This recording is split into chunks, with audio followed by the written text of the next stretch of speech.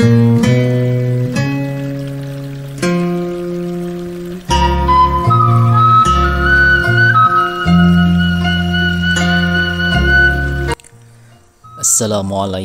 warahmatullahi wabarakatuh. Pemirsa dimanapun saja Anda berada, selamat berjumpa kembali dengan channel YouTube Insan Dongeng. Pada malam ini saya Bang Elgi akan melanjutkan roman klasik Lembah Hijau bagian keempat. Selamat mendengarkan. Bagus kambingku ya Pak. Ia memulai percakapan. Namanya si Putih, dan ia sedang mengandung lagi. Aku lihat tak lama lagi akan lahir anaknya. Beruntung kau Jang, kata orang itu sambil mengusap-ngusap perut si Putih. Lalu ia bertanya, kau sendiri saja di pondok ini? Iya, demikianlah Pak. Di mana orang tuamu? Sudah meninggal dunia keduanya Pak. Bapak saya meninggal waktu saya masih bayi, dan ibu saya baru beberapa bulan yang lalu meninggal. Keduanya diam sejurus, lalu Ujang berkata pula, ngomong-ngomong Pak, berapa Bapak beli kacang ini sekaleng? 250 rupiah, jawab orang itu.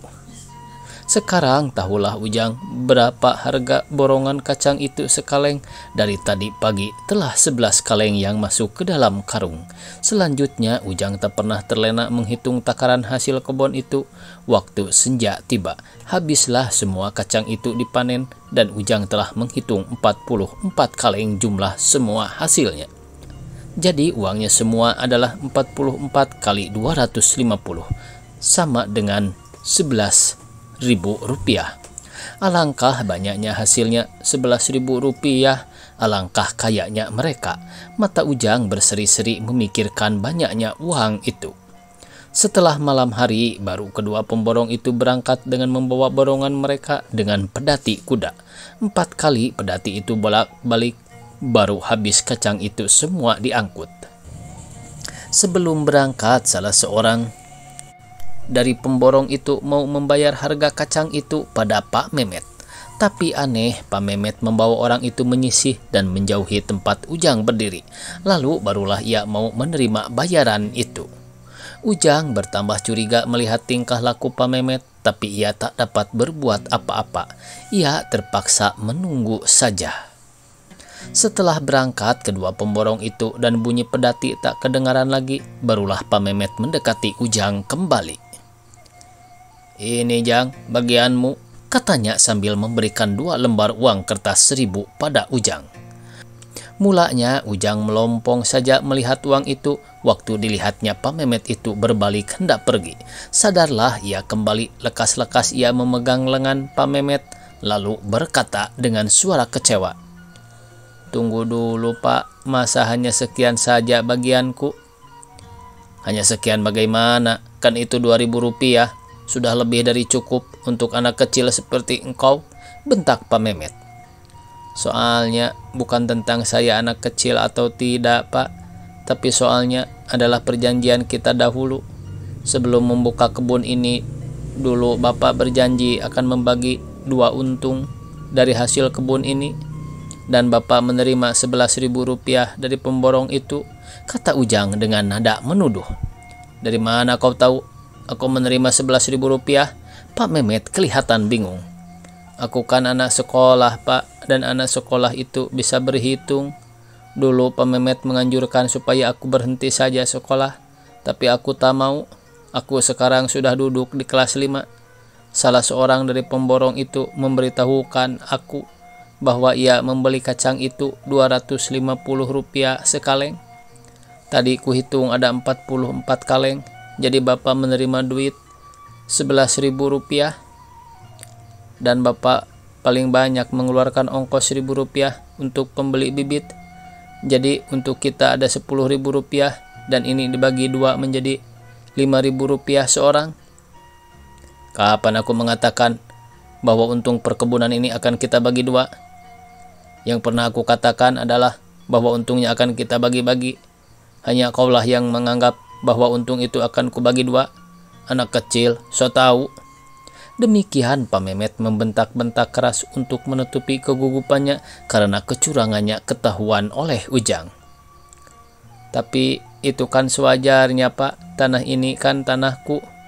Lagi pula akulah yang memelihara kebun kita selama ini. Bapak hanya menanam dan memanennya saja. Dan dalam pekerjaan ini aku ikut pula menolong." "Biarpun tanah ini tanahmu, itu tak berarti apa-apa jika tanah itu tak kutanami. Kan tanah itu tinggal tanah saja dan tak menghasilkan apa-apa.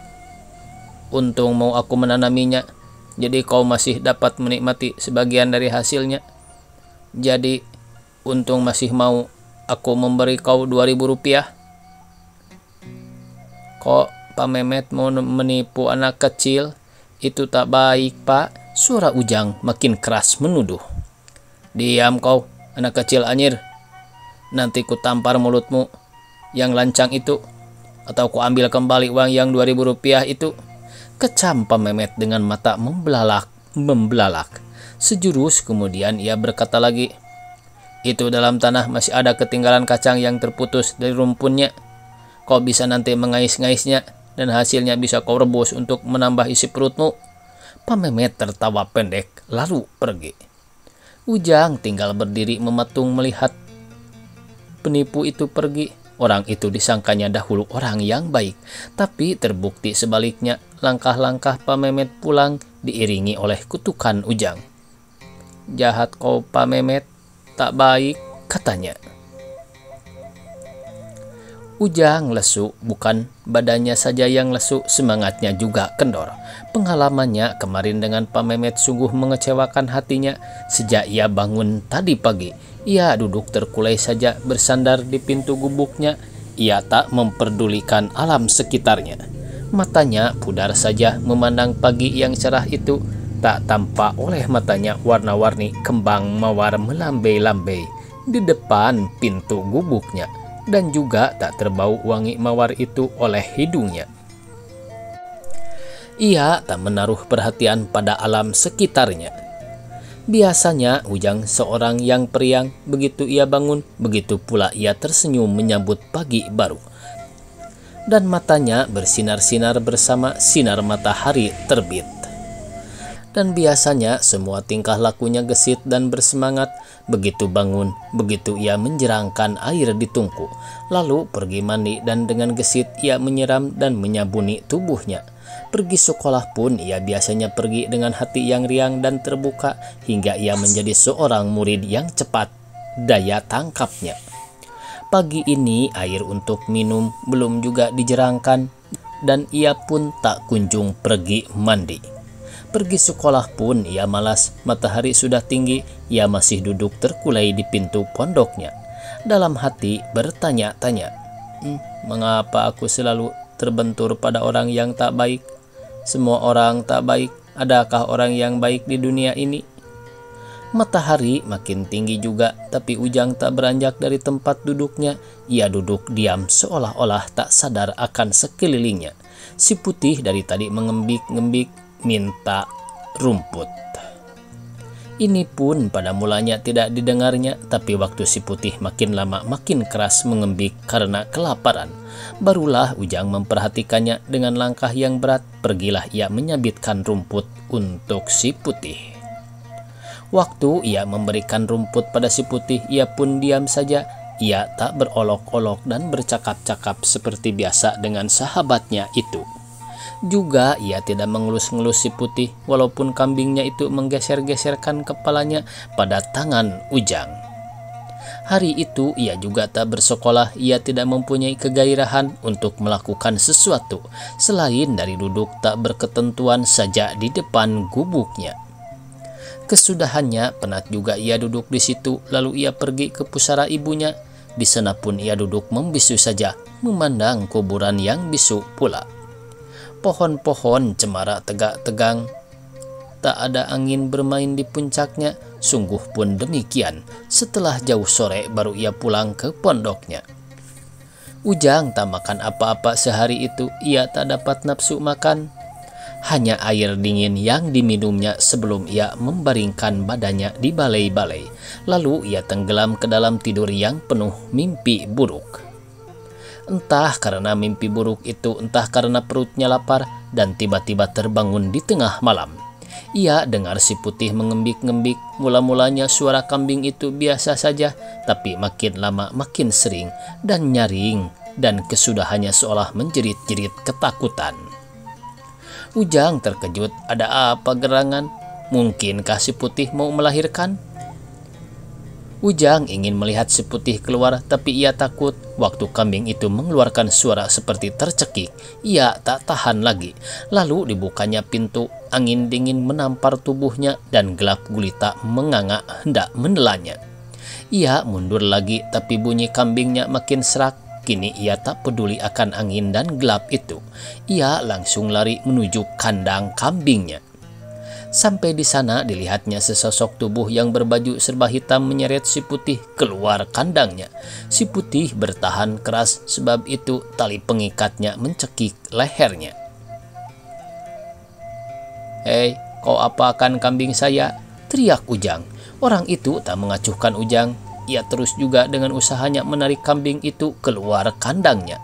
Si Putih bertahan sekeras-kerasnya dengan keempat kakinya, tapi sia-sia. Orang itu berhasil sedikit demi sedikit. "Hei, lepaskan kambingku, maling," kata Ujang sambil berusaha melepaskan tali leher si Putih dari tangan orang itu. Melihat orang itu hendak mencuri kambingnya, hilanglah rasa takut Ujang. Ia menarik tali itu sekeras-kerasnya dari tangan maling itu. "Hei!" sembur orang itu kesal. Ia menyambar anak kecil itu, lalu dengan gampangnya dilemparkannya tubuh ringan itu jauh-jauh. Ujang jatuh terkapar, sedangkan kepalanya terbentur keras pada batu yang banyak tersusun di sekeliling pondok itu. Ujang pingsan, tapi sebelum ia terlempar, ia masih sempat melihat muka orang itu.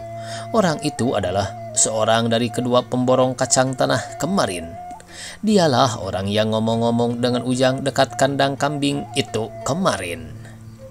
Ujang baru sadarkan diri waktu embun pagi yang dingin membasahi mukanya. Ia heran memandang ke kiri ke kanan. Mengapa ia berbaring di luar di pagi dingin ini? Ia bangkit hendak meninggalkan tempat itu. Tiba-tiba sebuah panah perih melintasi kepalanya dan ia terpaksa lagi membaringkan dirinya. Sekarang menyusul sakit mengentak-ngentak memusingkan kepalanya, perutnya mual-mual hendak muntah, tapi tak ada keluar apa-apa. Lalu ia memicingkan matanya untuk menutup rasa berputar-putar yang membuat ia lebih mual lagi. Ia jatuh pingsan kembali.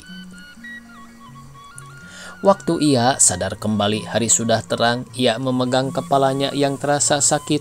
Kiranya terpegang benjol sebesar telur. Di bagian itulah kepalanya terbentur batu semalam. Ujang mencoba berdiri perlahan-lahan, masih berputar-putar semua yang dilihatnya. Lalu ia berpegang pada dinding pondoknya sampai hilang rasa pusing itu. Ia segera merebahkan badannya ke balai-balai. Setelah itu ia mengambang antara sadar dan tak sadar. Badannya panas, lehernya kering.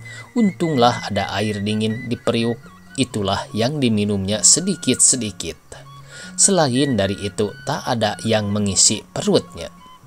Demikianlah Ujang 2 hari 2 malam hidup antara sadar dan tak sadar. Kadang-kadang ia mengigau memanggil, "Putih, Putih, kemanakah engkau Putih?"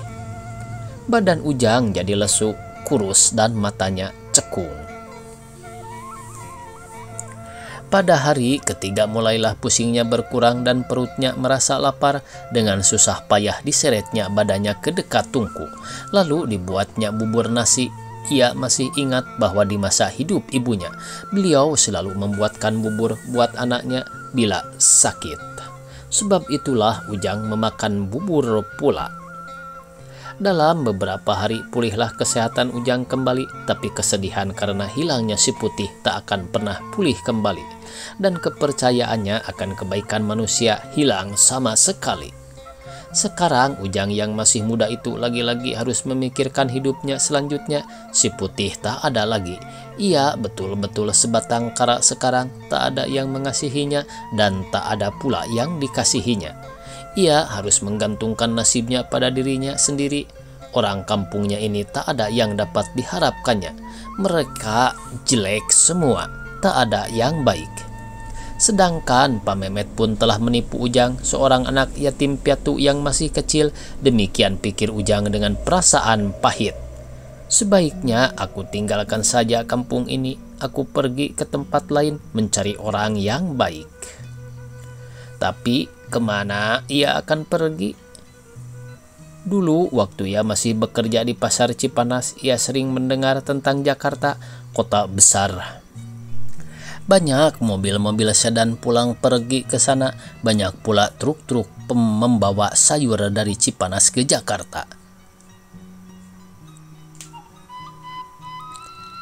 Nah, begini saja Ujang kan dapat menumpang dengan salah satu dari truk-truk itu. Tentu tak begitu mahal bayarannya, lebih baik aku lakukan rencana ini selekas mungkin. Selagi aku masih mempunyai uang 2.000 rupiah dari penjualan kacang itu, pikir Ujang. Besok paginya ia bangun-bangun pagi benar, lalu masak air dan nasi. Setelah makan ia menyapu dan merapikan seluruh pondoknya. Pakaiannya yakni sehelai celana, sehelai kemeja, dan sehelai kain ibunya dibungkusnya dengan sapu tangan besar. Kain sarungnya diselempangkannya ke badannya. Uangnya yang 2.000 rupiah dibungkus pula dengan sehelai kertas, lalu dimasukkannya ke dalam bungkusan bersama kain itu. Uang recehan yang masih ada, yakni hasil pekerjaannya di Cipanas, dimasukkannya ke kantong bajunya. Ujang memandangi pondoknya satu kali lagi, lalu dipungutnya bungkusan dan dikuncinya pintu. Kuncinya disuruhkannya di bawah batu dekat pintu itu. Lalu ia memandangi bunga mawar, tanaman almarhumah ibunya. Alangkah indahnya bunga-bunga mawar itu dan wanginya. Didekapkannya sekuntum bunga mawar itu ke pipinya sebagai tanda pamitan, maka berderailah air mata Ujang membasahi bunga mawar itu. Dengan mata yang masih berkaca-kaca dan langkah serta hati yang berat, ia menuju ke rumah Pak Memet. Pak Memet, tolonglah lihat-lihatkan pondokku, aku mau pergi, kata Ujang. Mau pergi kemana? Tanya Pak Memet heran. Mau ke Jakarta. Ke Jakarta? Ada-ada saja kau. Mau cari apa di Jakarta? Mau mencari orang yang baik. Mau mencari orang yang baik? Astaga, ada-ada saja kau. Pak Memet tertawa geli. Tiba-tiba ia berhenti tertawa dan ia membuang muka. Mukanya itu merah padam. Agaknya ia merasa juga akan sindiran Ujang. Sekarang Ujang pergi ke pusara ibunya. Di sini barulah ia melepaskan perasaan sedih dan tegang yang dari tadi ditahan-tahannya. Sambil memegang batu nisan kuburan ibunya, dibiarkannya air matanya mengalir semaunya. Dan di antara sedu-sedannya itu yang diucapkannya hanyalah, Ibu, Ibu, Ibu. Seruan ini akhirnya hilang bersatu dengan sunyi di pusara ibunya. Dan di waktu Ujang meninggalkan pusara ibunya untuk mengembara mencari seorang yang baik, hanya angin pagilah yang mendesau-desau dan menggoyangkan puncak pohon cemara. Seolah suara ibunya yang mengeluh-ngeluh mengiringi langkah anaknya pergi. Anakku, anakku. Truk-truk sampah biasanya berangkat dari pasar Cipanas dan Ujang harus berjalan kaki dulu ke sana. Didapatinya hanya 3 truk yang belum berangkat, dan dari yang 3 itu hanya 1 yang bersedia membawa dia. Berapa kau bisa bayar, Jang? Tanya supir truk itu. Ujang mengeluarkan uang recehannya dari saku bajunya lalu berkata, Uang kecilku ada 90 rupiah. Cukup ini, Pak. Sopir itu menerima uang tersebut dan berkata sambil bergurau, Oh, ini hanya uang kecilmu. Tentu uang besarmu kau simpan baik-baik ya. Ya, memang Pak. Jawab Ujang sungguh-sungguh. Ia tak menyangka bahwa supir itu hanya bergurau. Mendengar jawab Ujang, Pak supir itu hanya tertawa saja. Ia kira Ujang pun bergurau seperti dia. Bersambung. Billahi taufiq wal hidayah. Wassalamualaikum warahmatullahi wabarakatuh.